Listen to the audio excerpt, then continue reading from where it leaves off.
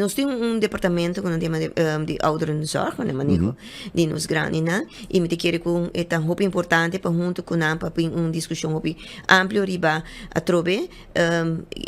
nível de serviço que eu estou dando, o qual eu estou garantizar para o cuido, o qual eu tenho necessidade também, porque nós não temos que também que sabe, mientras tanto, se antes se estou descuida nos granina, agora que tem diferente tipo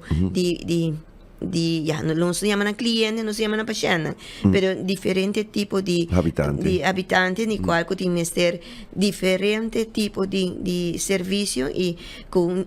más nivel que otro, y ese está así, que cuido é hobby custoso e para pagar para sei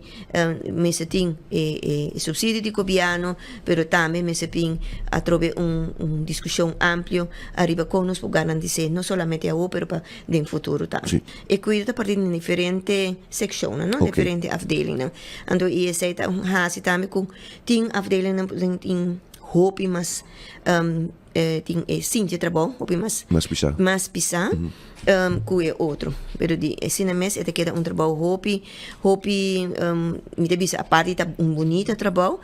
pero é trabalho pisar e nós me tem também que tem falta de personal enorme no setor aqui nana. Então esse está assim problema hobby mais sério.